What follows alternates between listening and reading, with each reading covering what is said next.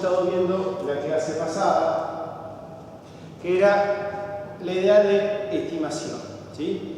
¿Se acuerdan que nosotros habíamos dicho, tomamos una muestra aleatoria de una población en estudio y con esa muestra aleatoria de esa población en estudio, nosotros vamos a realizar estimaciones, ¿sí? La idea fundamental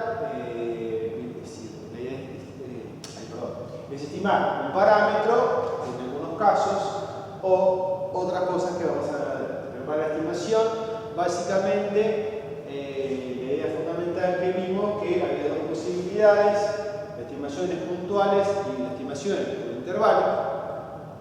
Las puntuales comentamos algunas cosas de la varianza muestral y de la media muestral, ¿sí? Que eran buenos estimadores.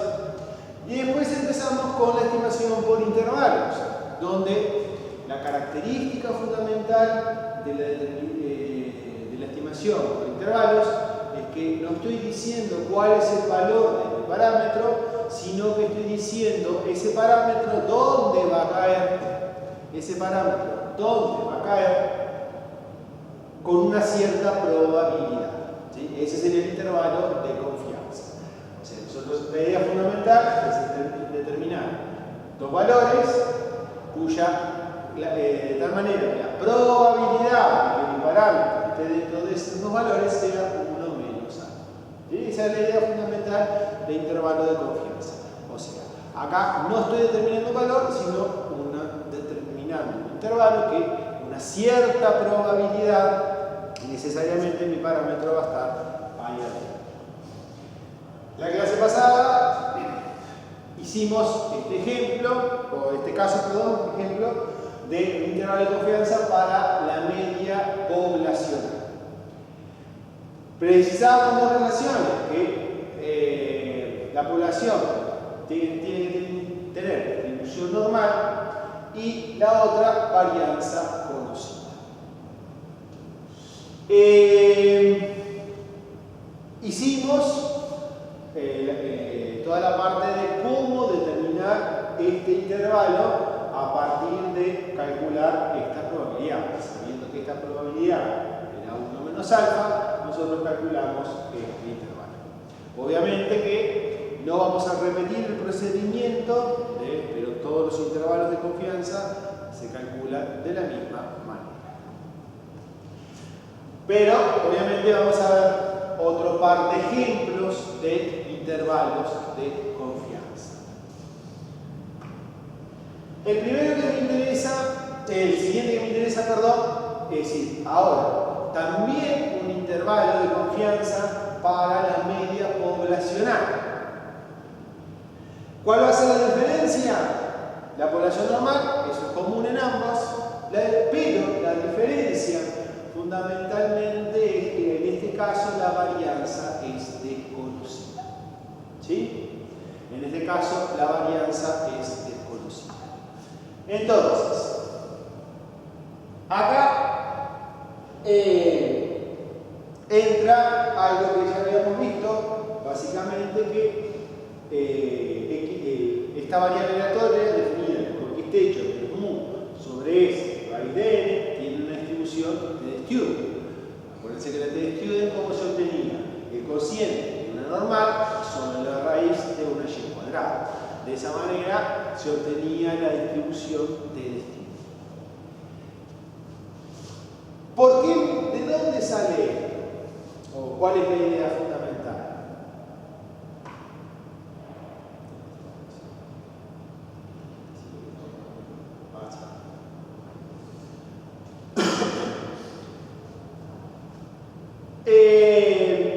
Nosotros habíamos visto que el x techo tiene distribución, si la población es normal, el x techo tiene distribución mu sigma cuadrado sobre n. ¿Por qué me interesa esto?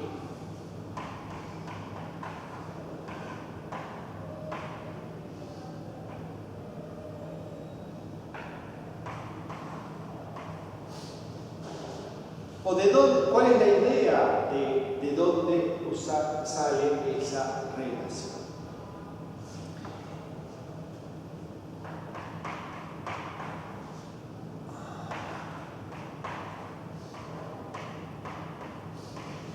Nosotros sabemos que el X techo básicamente tiene, si la ecuación es normal, tiene esta distribución. Vimos fundamentalmente que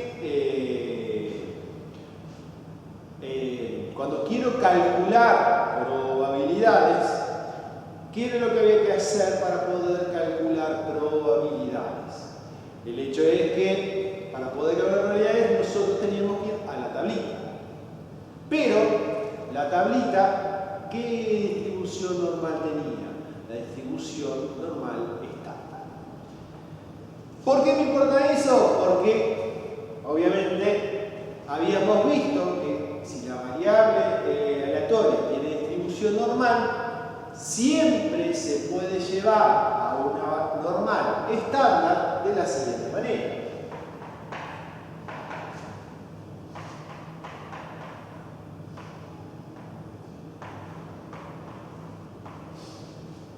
X techo menos mu sobre sigma raíz de.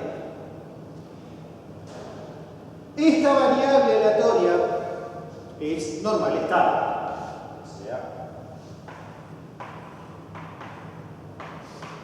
de distribución normal 0, 1. ¿Por qué me interesa esto? Para lo de arriba.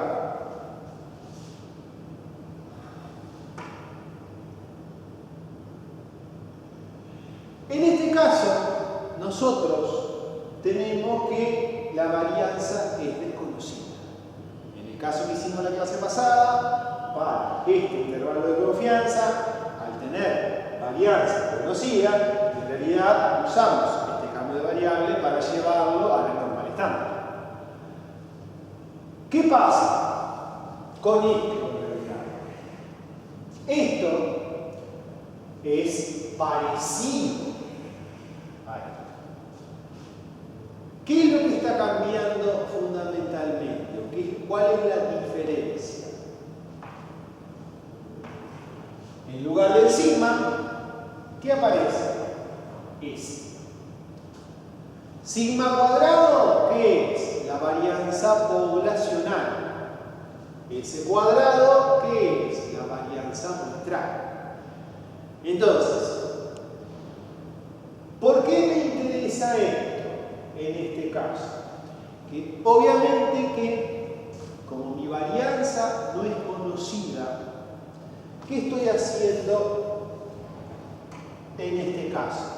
Estimo mi varianza poblacional con mi varianza muestral. Entonces, la idea fundamental es que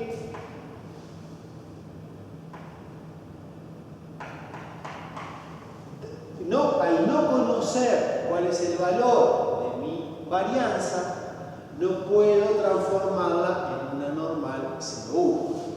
Pero si yo estimo la varianza poblacional o la varianza muestral, que es lo que estoy haciendo acá, ahí cambia la distribución.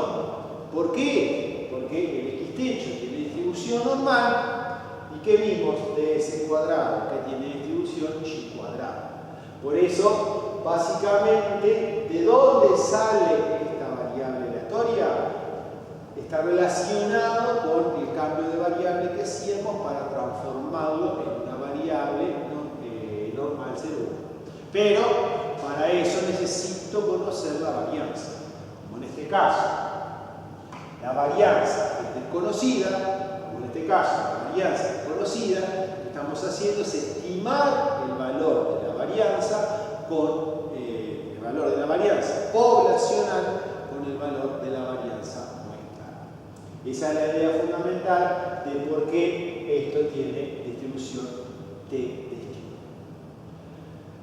Si se fijan, básicamente es el intervalo de confianza, repito, no lo voy a hacer, se calcula igual como hicimos en la clase pasada. le va a quedar x techo menos t, 1 menos alfa sobre 2, n menos 1, grado de libertad, s sobre raíz de n, x techo más t, 1 menos alfa sobre 2, n menos 1, perdón, s sobre raíz de n. Acá tenemos el intervalo de confianza, para mi valor, para mi media poblacional cuando la varianza es desconocida. Si comparan los intervalos,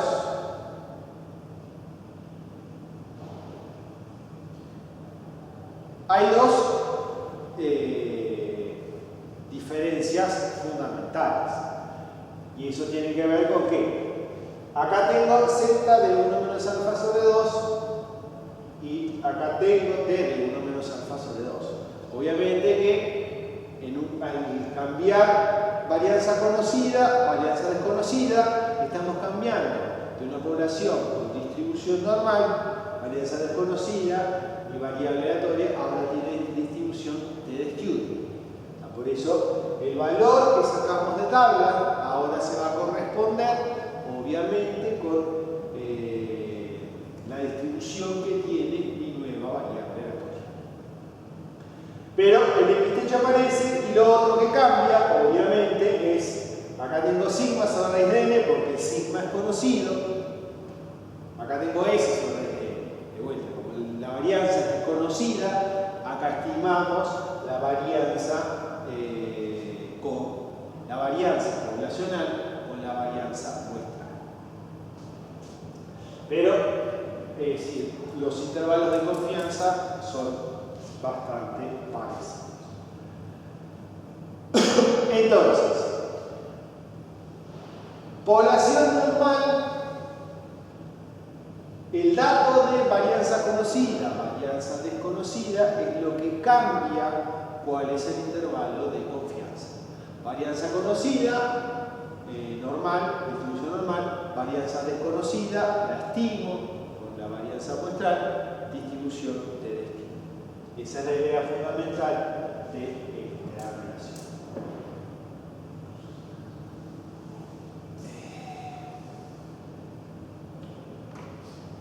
El otro intervalo que vamos a ver es para la varianza. En el caso de varianza desconocida, obviamente, la varianza conocida no tiene sentido, pero si para caso varianza desconocida, nosotros vamos a partir de una distribución, de una población normal. O sea, como siempre, hasta ahora estamos trabajando todo con poblaciones normales. Habíamos visto en las propiedades que n-1 sobre sigma cuadrado por s cuadrado tiene una distribución y cuadrado con n-1 grados de libertad. Entonces, esto, como tiene esa distribución, a partir de esa distribución, de la misma manera que hicimos los intervalos de confianza para la media poblacional, varianza conocida, la clase pasada, se obtiene este otro intervalo de confianza. ¿Sí? Este otro intervalo de confianza. n-1, s cuadrado sobre la y cuadrado de 1 menos alfa sobre 2 por de n-1 grado de libertad, n-1 s cuadrado sobre y cuadrado alfa sobre 2 n-1. De vuelta, ¿de dónde sale este intervalo de confianza? Sale de hacer lo mismo, esas relaciones de probabilidades. La probabilidad de que caiga en ese intervalo es 1 menos alfa, se calcula de esa manera los valores del intervalo. En principio, estos tres son los intervalos de confianza con los cuales vamos a trabajar en el curso. Vamos a hacer ahora un ejemplo.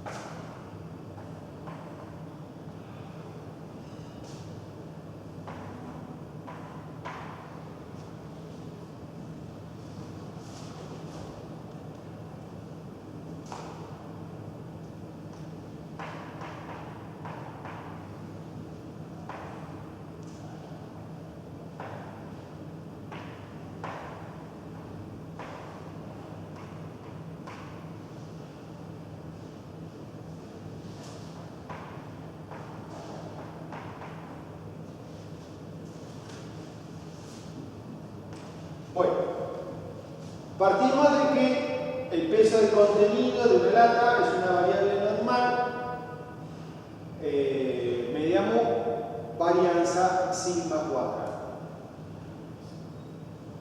Obtenemos una muestra aleatoria con los siguientes datos y lo que vamos a calcular específicamente acá es un intervalo de confianza para la varianza y para la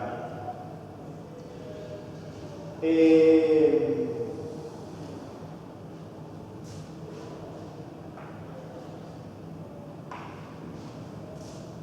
Para la media, vamos a hacer para la media, no, perdón, para la varianza, nosotros, ¿qué necesitamos? Fíjense que necesitamos conocer qué cosa, la varianza poblacional, ¿sí? Ahí precisamos conocer la varianza poblacional. Ahí. ¿Cómo sacamos la varianza poblacional? Obviamente, voy a la calculadora, modo SD, pongo los datos, ¿sí? Introduce los datos y a partir de esos datos, en la calculadora, lo que aparece como sigma n menos 1 es el valor de S. ¿Sí? El sigma n menos 1 que aparece en la calculadora es el valor de S, que en este caso dio 0.040. Obviamente, de vuelta. Todos estos datos, calculadora, CD, ahí sacan el valor de S.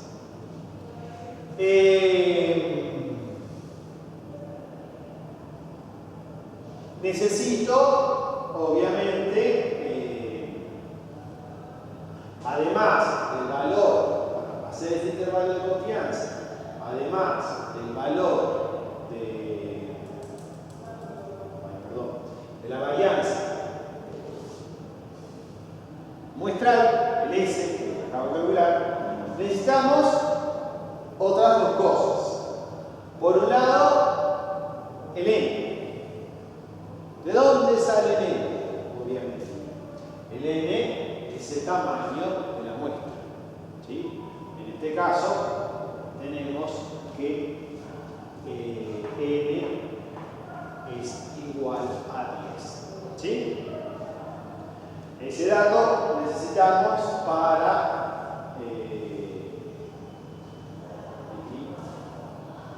necesitamos ese dato n-1, precisamos el alfa, que si el intervalo de confianza es el 90%,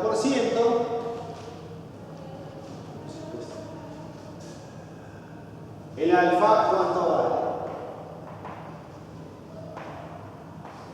El alfa vale 0,1. Acuérdense que el intervalo de confianza es 1 menos alfa por 100. De ahí que el alfa en este caso vale 0. Con ese alfa, ahora, ¿qué otra cosa necesitamos? Necesitamos el valor de y cuadrado, 1 menos alfa sobre 2, con n menos 1 grado de libertad, y el y cuadrado de alfa sobre 2. O sea,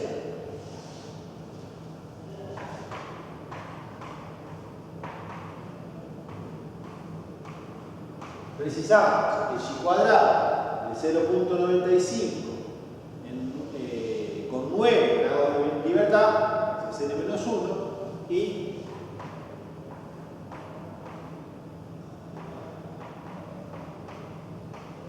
y cuadrado con 0.05 con 9 grados de libertad. Si van a la tabla de y cuadrado es distinta a la tabla de, o sea, cómo usar la tabla de y cuadrado es diferente a cómo usar la tabla de normal. La clase pasada, por cuando vimos cómo usar la tabla normal, la de y cuadrado no la usamos. Pero la de y cuadrado, en realidad, si se fijan, valores percentiles de distribución y cuadrado, la tabla es diferente. Porque no me da para cualquier probabilidad, sino en la tabla que nosotros lo que tiene en la punta, perdón, tiene solo ciertos valores fijos de probabilidad. Entonces, necesito buscar X. Ahí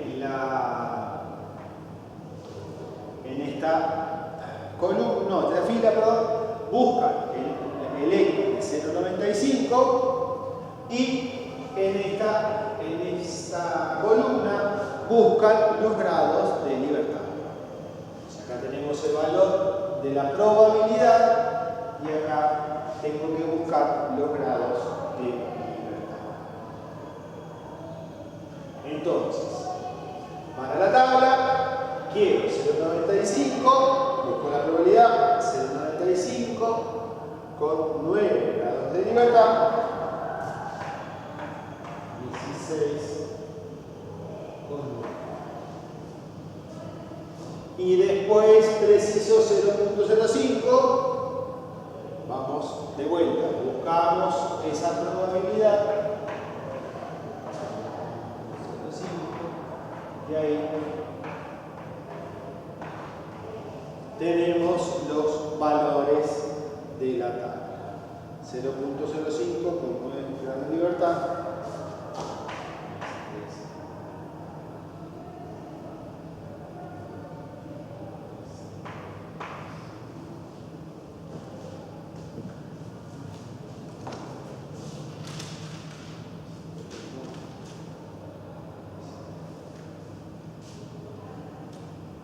Entonces,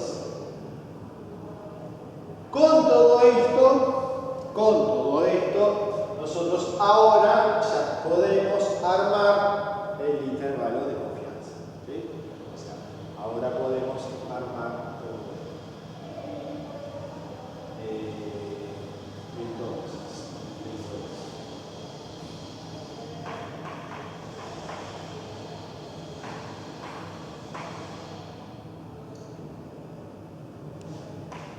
es n-1,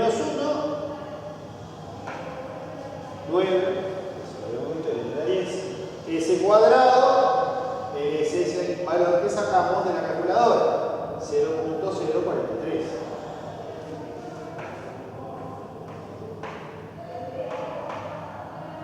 Sobre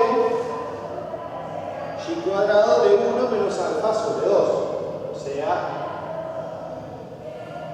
el 16 por 9.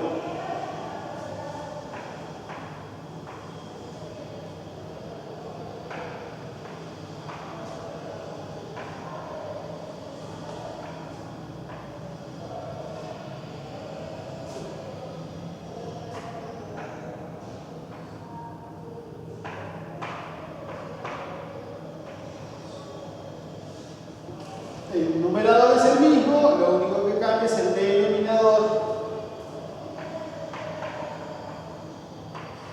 que ahora es, en el denominador es el y cuadrado con de alfa de 0,05 con 9 grados de libertad.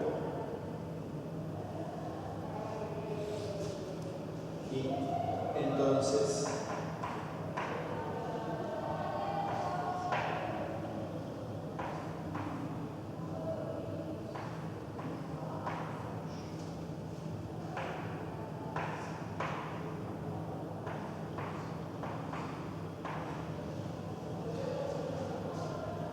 y ese es el intervalo de confianza para la varianza poblacional. Ahí tenemos un intervalo de confianza para la varianza poblacional.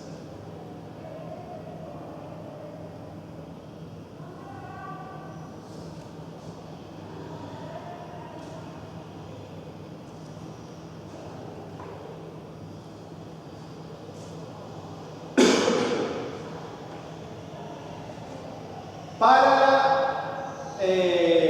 media poblacional, obviamente, como la varianza conocida, tenemos que ir a este intervalo.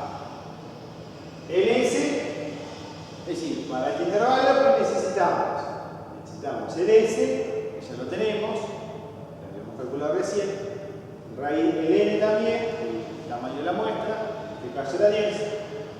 ¿Qué cambia? Ahora tengo que calcular, para este intervalo necesito el valor de student. ¿Y qué otra cosa necesito que usamos hasta ahora? El techo.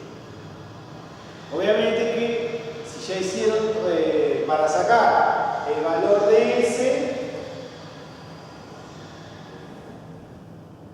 para sacar este valor, ustedes ya pusieron todos estos datos en la calculadora. O sea que lo único que hay que hacer es decir, con esos datos ingresados, en vez de decir ahí directamente, buscan el X techo.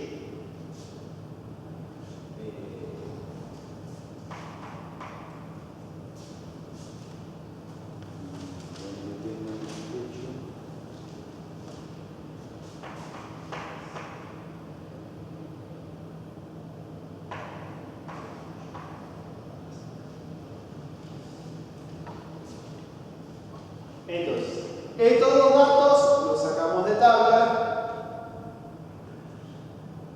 ¿Qué otro dato necesito ahora? La T de student de 1 menos alfa sobre 2. Entonces,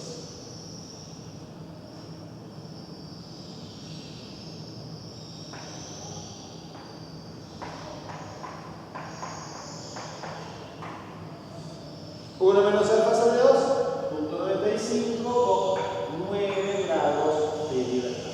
Ese sería el intervalo, el valor de T que necesitamos para poder plantear el intervalo de confianza.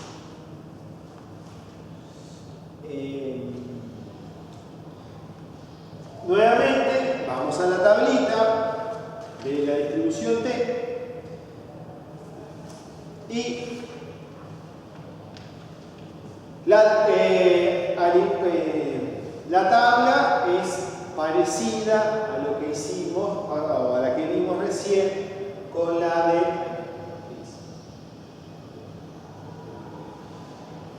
que hicimos acá, lo de G cuadrado, ¿sí? ¿Por qué? Porque les da, la T de student le da estos datos en una columna. Se me da para diferentes probabilidades fijas. Acá no podemos calcular el valor de T para cualquier probabilidad. Entonces, tenemos que ir de vuelta a la tabla. Yo quiero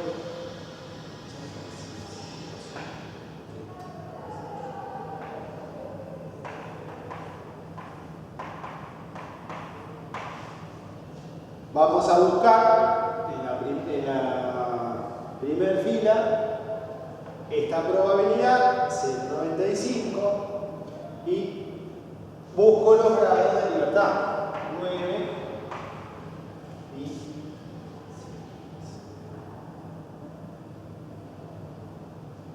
Para esta probabilidad, 0,95 con 9 grados de libertad es 1.83. Entonces,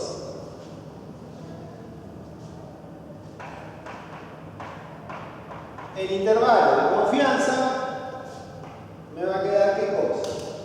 X techo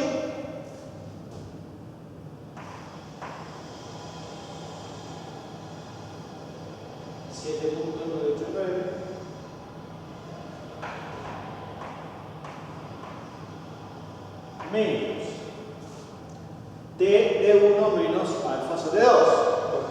En este caso por 9, que sería 1.83. Por S sobre raíz de M. O sea, el S era 0.43.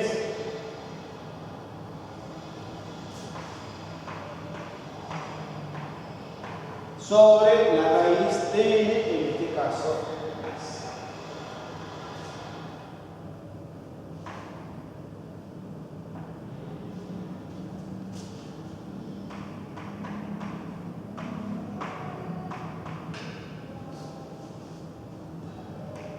para el otro extremo, lo único que cambia, menos por más, nada más. Después todos los demás valores son los mismos.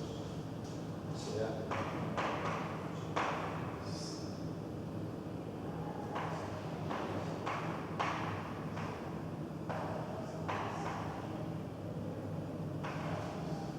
y ahí tenemos el intervalo de confianza. Hagan las cuentas, no tengo esos numeritos acá, nunca hice la cuenta, pero falta ese numerito.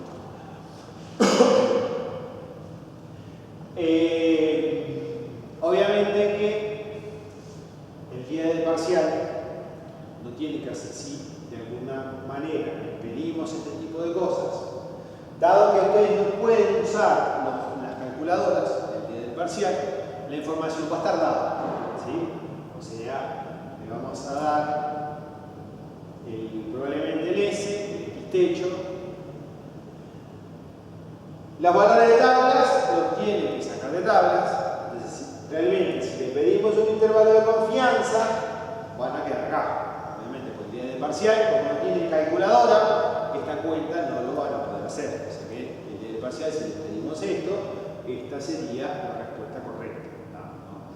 Pues, obviamente, no pretendemos que hagan estos puntos.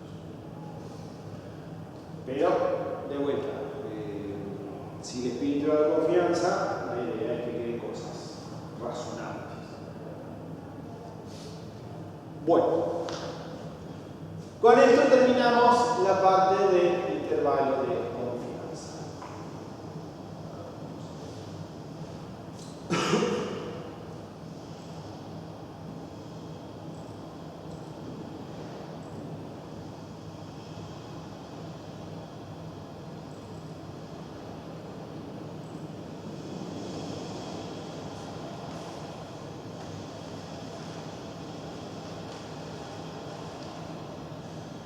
Bueno, lo último que vamos a ver, el último tema que vamos a ver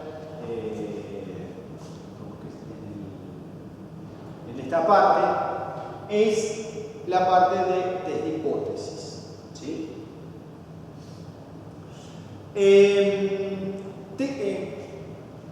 Cuando nosotros vimos la parte de estimación, básicamente nosotros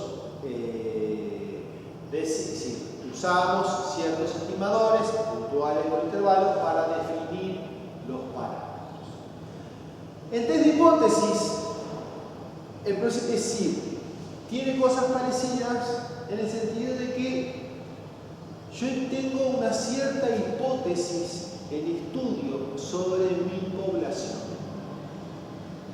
O sea, esa es la idea porque nosotros estoy estudiando una cierta población y de esa población me interesa una cierta hipótesis. ¿Cuál es la idea fundamental de test de hipótesis? Es ver justamente qué ocurre con esa hipótesis. En el sentido de, yo formulo una hipótesis sobre mi población, ¿qué quiero ver de esa población? De esa hipótesis, si es verdadera o falsa. Entonces, la idea fundamental de test de hipótesis básicamente es eso. Nosotros vamos a formular una cierta hipótesis sobre mi población y lo que quiero ver es si esa hipótesis es verdadera o falsa. Esa es la idea fundamental con lo que vamos a ver nosotros en test de hipótesis.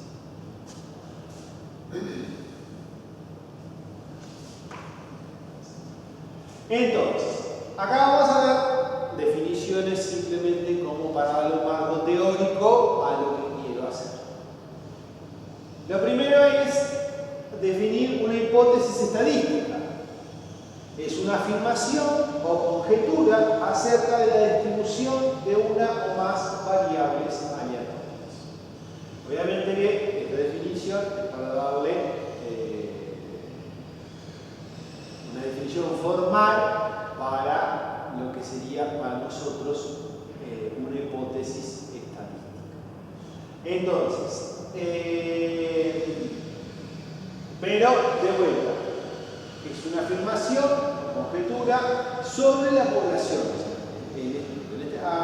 Acá, obviamente, en el caso de la definición, nos refiere a conceptos que estamos trabajando hasta ahora, que es variables, pero la idea básica es la siguiente.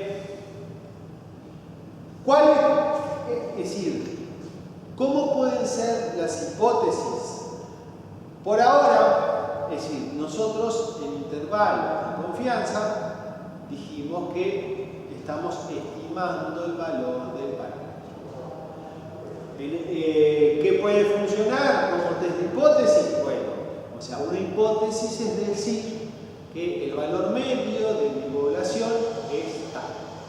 O sea, al darle un cierto valor, estoy haciendo una afirmación sobre mi población. Esa afirmación puede ser verdadera o falsa, y eso es lo que yo quiero averiguar. Pero la hipótesis puede ser muchas y variables, ¿sí? La idea fundamental de la hipótesis puede ser muchas de vuelta.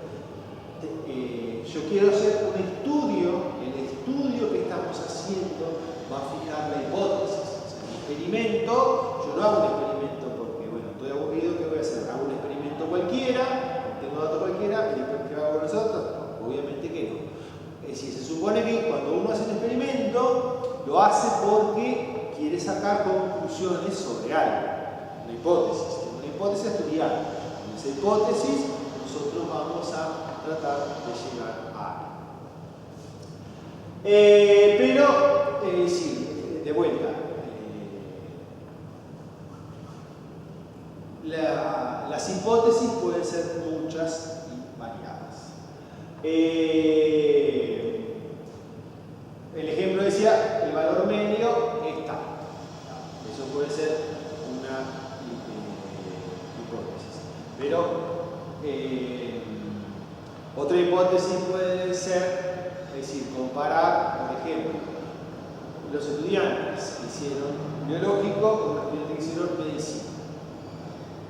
El promedio, una hipótesis podría ser que la aprobación es la misma para el curso X, para los estudiantes de tal cosa, tal otra. Ese tipo de hipótesis, o sea, comparar poblaciones también es parte de una hipótesis. ¿De acuerdo? La hipótesis, el conjunto de hipótesis puede ser muy variado. Nosotros obviamente vamos a limitar acá en este curso a pocas cosas, en realidad a los parámetros básicamente que vimos de la población. Pero vamos a ver cómo transformamos esas reglas. Me dice, si una hipótesis estadística especifica completamente la distribución, se conoce como hipótesis simple. En caso contrario, hipótesis compuesta. ¿A qué se refiere esto?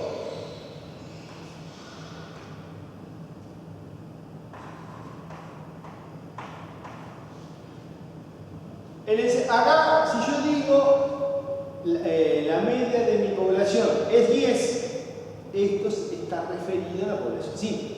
¿Por qué? Porque especifica la distribución. Me queda determinado que la media es 10. En cambio,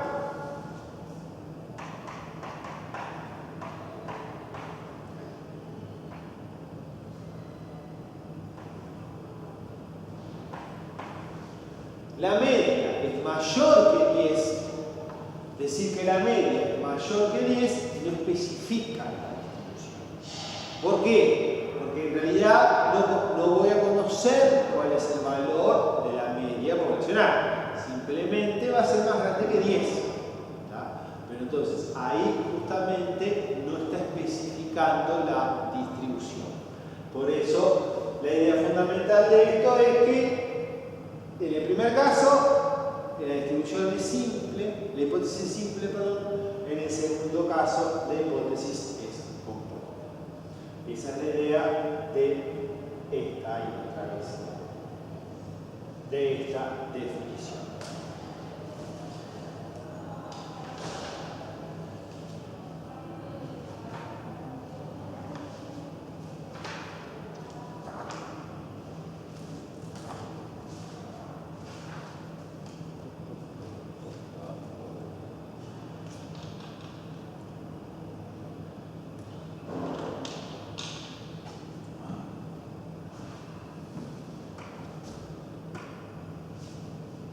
Entonces, vamos a ponerle nombres específicos a mi hipótesis de estudio. Si tengo una hipótesis de estudio, le vamos a poner fundamentalmente un nombre. La hipótesis nula es la afirmación que estamos estudiando.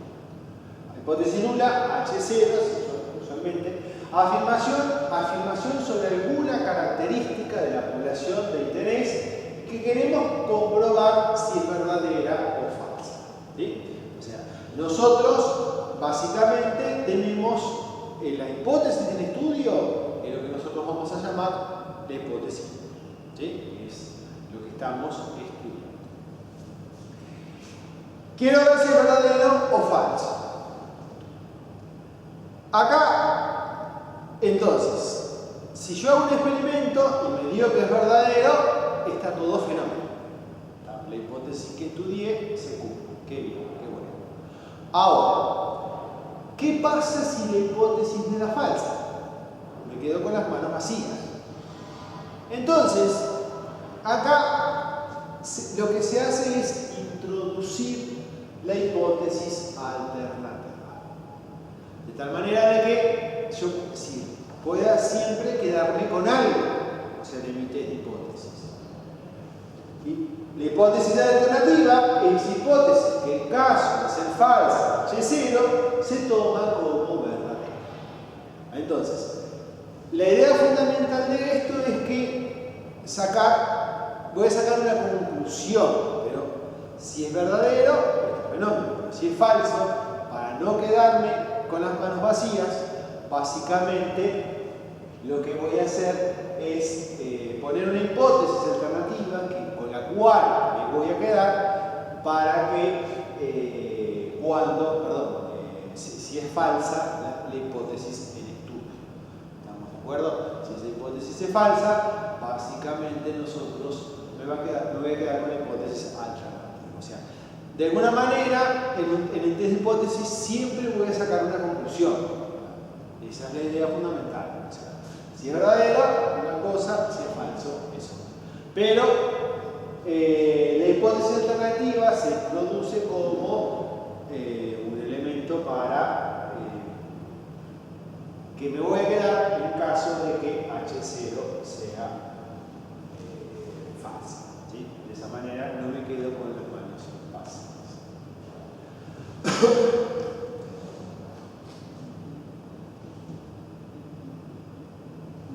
Entonces, ¿qué viene acá? Esquema de la decisión. O sea, yo estoy estudiando una hipótesis que quiero saber si es verdadera o falsa. Entonces, voy a tomar una decisión. En el sentido de que, hay solo dos posibilidades. Aceptar H0 o rechazar H0. Acá hablamos de la decisión aceptar rechazar, los términos que se usan usualmente en estadística. Obviamente, ¿cuándo voy a aceptar H0? Cuando H0 es verdadero. ¿Cuándo voy a rechazar H0? Cuando H0 es falsa. Esa es la idea fundamental, pero de alguna manera tenemos que decidir. Entonces, si se acepta H0, lo que estoy diciendo es que H0 es verdadero. O sea que se rechaza HA. O sea, la hipótesis alternativa acá no me interesa. Ahora, si se rechaza H0, o sea que H0 sea falsa, lo que voy a hacer es aceptar H. O decir que la hipótesis alternativa básicamente es verdadera. Entonces, por ejemplo, decíamos este esquema. Ahora voy a decir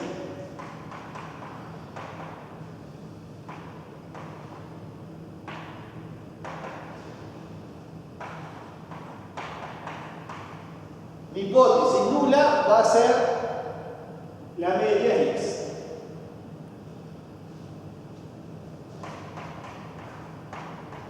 Ahora tengo que buscar una hipótesis alternativa, de tal manera de que sea verdadera si H0 es falsa. Entonces, o sea, el esquema de decisión es que si rechazo H0 es que acepto HA. Entonces, ¿qué hipótesis alternativa puedo tomar?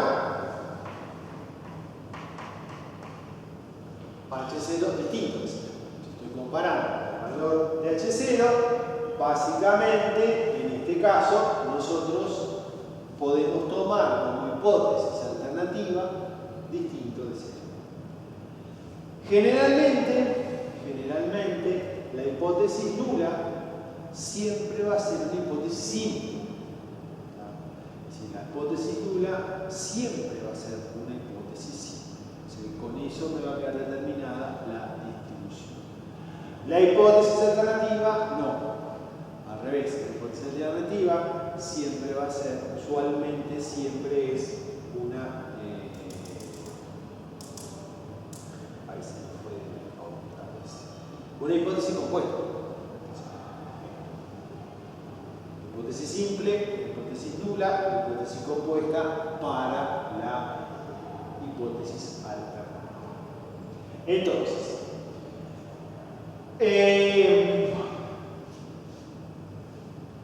otra hipótesis alternativa podría ser, acá me comí, o sea, mi hipótesis nula era distinto de 10, igual que la hipótesis nula es distinto de 10. Ahí me equivoqué. Pero otra posibilidad podría ser que sea mayor que 10, o sea, ahí, o menor. Son bastante típicos casos de hipótesis alternativa. Nosotros en el curso, generalmente, las hipótesis alternativas siempre van a ser distintas, igual contra distinto, vamos a comparar.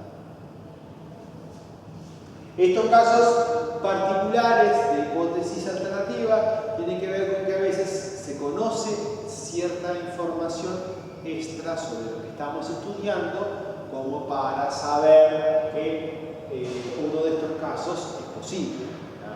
En realidad, a veces se eligen las otras hipótesis alternativas también dependiendo de lo que estemos estudiando.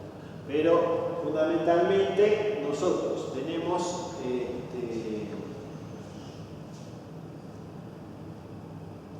la elección de la hipótesis alternativa también puede ser depender de lo que estemos haciendo. Si hay información extra en el experimento, podemos elegir una de estas dos.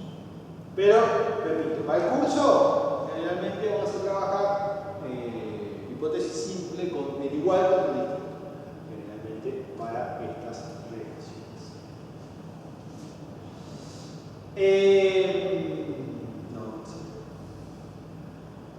Nosotros tenemos que tomar una decisión, ¿sí? Nosotros tenemos que tomar una decisión. Obviamente que para tomar esa decisión, ¿en qué me voy a basar?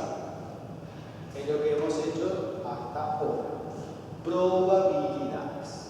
O sea, nosotros la toma de decisión la vamos a hacer a partir de calcular probabilidades. ¿Qué probabilidades? Y acá entra lo que nos decía, lo que vamos a llamar los diferentes tipos de errores. Por un lado, tenemos el error tipo 1, que es rechazar H0 cuando H0 es verdadero. Acá nosotros queremos utilizar una hipótesis, H0, si es verdadera o falsa. Es decir, la decisión la vamos a tomar en base a probabilidades, pero obviamente que podemos cometer un error. ¿Qué error puede ser? El primero, error tipo 1, es rechazar H0 cuando H0 es verdadero. Esa probabilidad no es cero, lamentablemente no es cero, obviamente porque estamos todos armando a partir de probabilidades, pero justamente esa probabilidad nunca es cero. Alfa es la probabilidad de rechazar H0 cuando H0 es verdadero. ¿Qué tipo de probabilidad es esta? Esto es probabilidad condicionada. De rechazar H0 cuando H0 es verdadero. Esa probabilidad condicionada es lo que es el valor que vamos a llamar alfa, y ese alfa es el nivel de significación del test de hipótesis.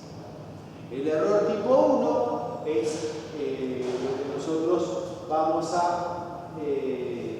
considerar el nivel de significación del test de hipótesis.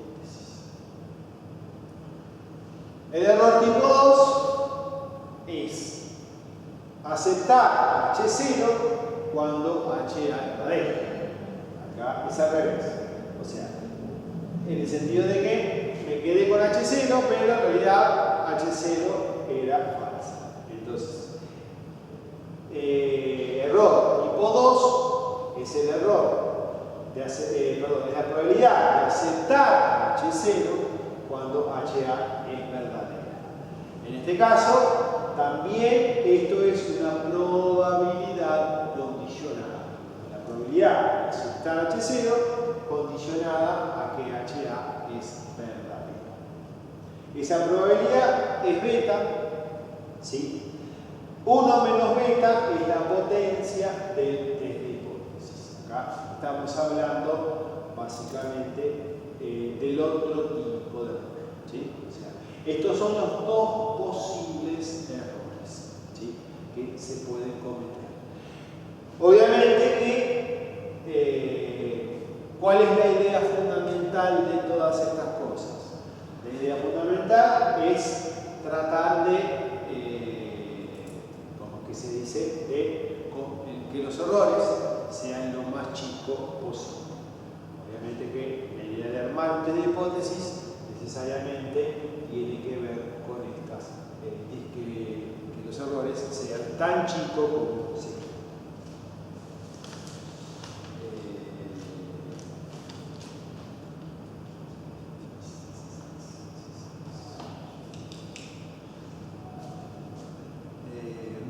Bien, ¿qué más? ¿Cómo tomar una decisión? O sea, la idea es, primero que nada, como todos vimos hasta ahora, es a partir de una muestra aleatoria de la población en estudio. Para determinar, o sea, para tomar la decisión, siempre vamos a trabajar con una muestra aleatoria. O sea, a partir de una muestra aleatoria de la población en estudio, se determina el valor de un parámetro que llamaremos estadístico. ¿Sí? O sea, con los datos que nosotros tenemos en nuestra muestra aleatoria, vamos a determinar un cierto parámetro que ahora vamos a llamar estadístico. Dependiendo del valor que tome el estadístico, tengo dos posibles casos. Aquellos valores del estadístico que me permiten aceptar H0 y aquellos valores que me permiten rechazar H0. O sea, la idea fundamental es que nosotros con el estadístico vamos a tomar la decisión. ¿Acepto H0 o rechazo H0? Entonces,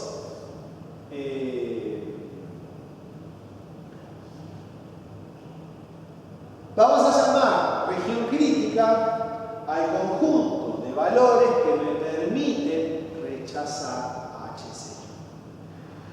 O sea, la región crítica van a ser los valores, es el conjunto de valores que me permiten rechazar H0. Entonces, yo tengo que determinar dos cosas.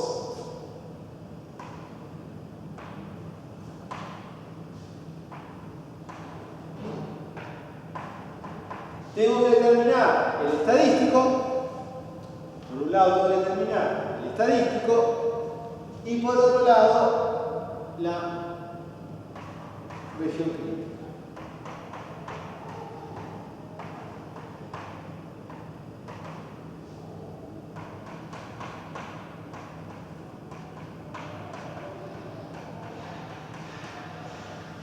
Entonces,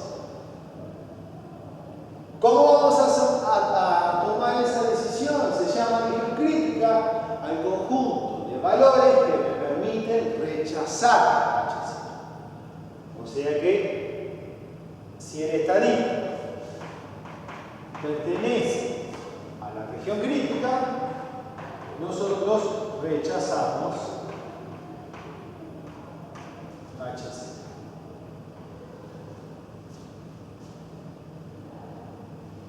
Región crítica es el conjunto de valores que me permite rechazar H0. Obviamente que, ¿qué pasa si el estadístico no pertenece a la región crítica? ¿Qué voy a hacer? Aceptar H0. Esta es la idea fundamental. Si el estadístico pertenece a la región crítica, rechazamos H0. Si el estadístico no pertenece a la región crítica, ahí aceptamos H0. Esa es la idea fundamental.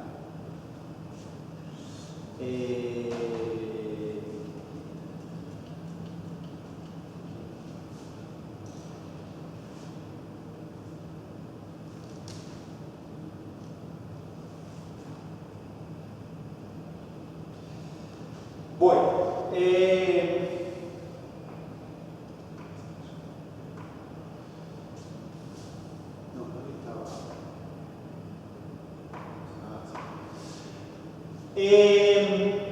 esto simplemente el lema de Newman-Pearson lo que hace es, entre comillas, elegir la mejor región. Sea X1, X2, XN constituye una muestra aleatoria de una cierta población X. Sea F sub 0 y FA las dos posibles funciones de densidad asociadas a H0 y HA respectivamente. Existe una región crítica de tamaño alfa y un K mayor que 0, tal que ese cociente es menor que K si el X pertenece a la región crítica y ese cociente es mayor que K si X pertenece a la región crítica. Entonces, esa región crítica es la región crítica más potente para probar este test de hipótesis. H0, tita igual tita 0, acá no importa lo que sea, tita igual tita A. Acá estamos comparando dos hipótesis, sí.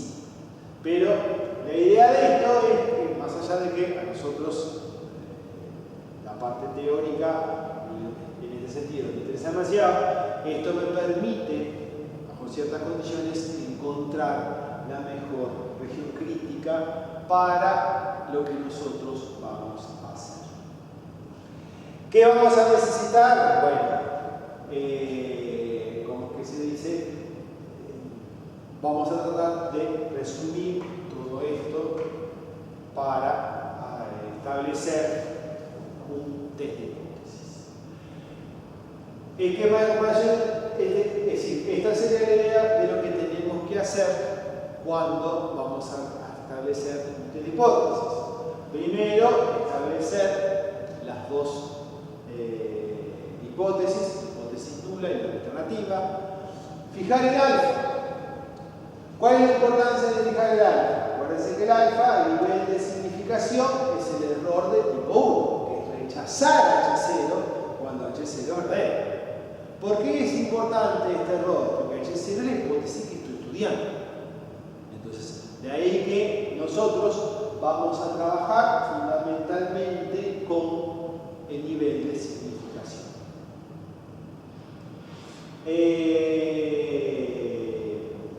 Después, determinación del estadístico que tenga distribución conocida cuando H0 es correcta. Determinar la región crítica. Realizar el experimento y calcular el estadístico. Conclusión del test: si el estadístico pertenece a la región crítica, se rechaza H0. Si el estadístico pertenece a la región crítica, si el estadístico pertenece a la región crítica, se rechaza H0. Si el estadístico pertenece a la región crítica, en realidad, si no pertenece, no decimos aceptar H0. Fíjense que acá no estamos diciendo que se rechaza H0. ¿Por qué no? El hecho es que, fíjense que en todo esto no aparece el error tipo 2. ¿Qué era el error tipo 2? El error tipo 2 era aceptar H0 cuando H0 es verdadero. Cuando H es verdadero. Entonces, por eso, si el estadístico, ahí tenemos la probabilidad del error tipo 2. Por eso no hablamos de aceptar H0. ¿Por qué? Porque todavía existe la probabilidad del error tipo 2. Por eso en realidad no se dice se acepta H0. El versito usual es: no existe evidencia significativa para rechazar H0 a nivel de significación alfa. Es decir, ¿por qué? Porque tenemos específicamente que tener en cuenta que todavía tenemos el error tipo 2, que hasta ahora no está considerado. Pero la consideración, ¿de dónde sale? De este tema. ¿Sí? La clase que viene vamos a ver justamente qué pasa con ambos errores. ¿Sí? O sea, ¿por qué? ¿Qué relación tienen esos errores para hacer elegir estas relaciones? Pero en principio vamos a ver justamente por qué nos interesa el alfa. Está clarísimo. Pero vamos a ver específicamente qué pasa con el beta, que no está contemplado en estas relaciones. Bueno, seguimos la clase que viene.